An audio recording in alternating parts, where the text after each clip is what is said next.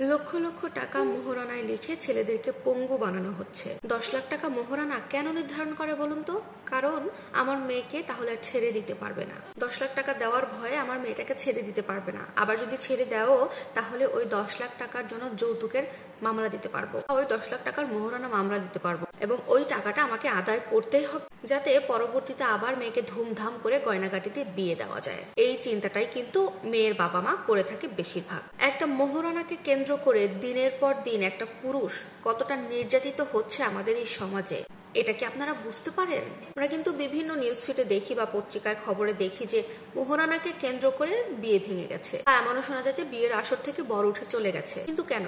আমার কথা, এটা হবে কেন? ছোট্ট একটা উদাহরণ আপনাদেরকে দেই। আমার যখন বিয়ের কথা হয়েছিল তখন আমি আমার ফ্যামিলিকে বলেছিলাম, দেনমোহর নিয়ে এখানে কোনো কথা বলবা না, এখানে দেনমোহর নির্ধারণ করা ঠিকঠাক করার মতো এখানে কিছু নেই। আমার ইচ্ছা ছিল এরকম, দেনমোহর এমন হবে যেটা আমার হাজবেন্ড বিয়ের মধ্যেই এটা শোধ করে দিতে পারে, এবং আমাদের সংসার জীবনটা শুরু হবে খুব সুন্দর করে এবং সবসময় যেন সুন্দরই থাকে, এবং এই যে মানসিক একটা চাপ, এটা যেন আমার হাজবেন্ডের উপরে না পড়ে। এই কথাটা যখন আমার শ্বশুরবাড়ির তরফে জানানো হয় তখন তারা খুশি হয়ে যেটা নির্ধারণ করেছিল তার থেকে ডাবল করে দিয়েছিল। তো আমি কিন্তু এই ব্যাপারে খুশি হতে পারিনি। কেন জানেন?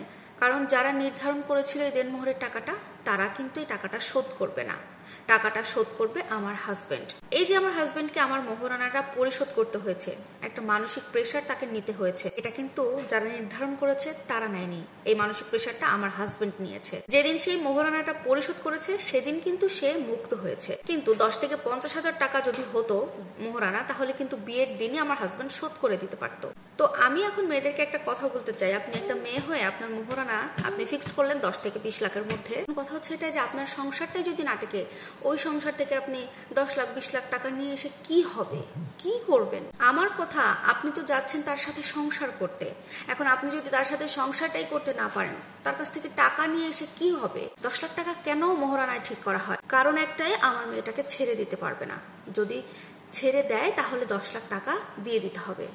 10 লাখ টাকা আমরা দেনমোহরের আদায় করতে পারবো, তার নামে মামলা দিতে পারবো, নির্যাতনের মামলা দিতে পারবো, নানান ধরনের মামলা দিয়ে টাকাটা উসুল করে পরবর্তীতে আবার মেয়েটাকে সাজিয়ে গুছিয়ে ধুমধাম করে গয়নাগাটিতে আবার আরেকটা জায়গায় বিয়ে দিব। একটা কথা বলে শুনেন, এই মোহরানা নিয়ে কিন্তু শহরের ভেতরে বিশেষ করে রমরমা একটা ব্যবসা চলছে। মোহরানা তো 2 দিন পরে দেখবেন যে 1 কোটি টাকা 2 কোটি টাকায় পর্যন্ত নির্ধারণ হইতেছে। খুব অবাক হয়ে যায়। একটা মেয়ে একটা ছেলের সাথে বিবাহ বন্ধনে আবদ্ধ হয় কিন্তু সংসার করার উদ্দেশ্য নিয়ে, কিন্তু ভুলবশত শুরুতেই তারা নেগেটিভ একটা উদ্দেশ্য নিয়ে যাত্রাটা শুরু করে। এখন ধরেন একটা ছেলে 6 মাস থেকে 1 বছর হলো চাকরিতে ঢুকেছে, তার বেতন কত হতে পারে?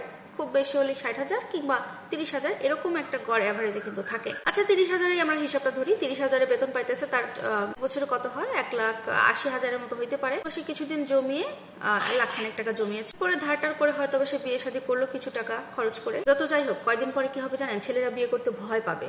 ছেলেরা এই মোহরানার দায়ে বিয়ে আর করতে চাইবে না। মোহরানা এত লক্ষ লক্ষ টাকা নির্ধারণ করার কারণে ছেলেদেরকে মানসিক চাপে মেরে ফেলার মতো হয়ে গেছে। ছেলেদের মেরুদণ্ড ভেঙে দেওয়া হচ্ছে এই মোহরানার কারণে। এই সমস্ত বাজে কাজ থেকে না সবাইকে বিরত থাকতে হবে।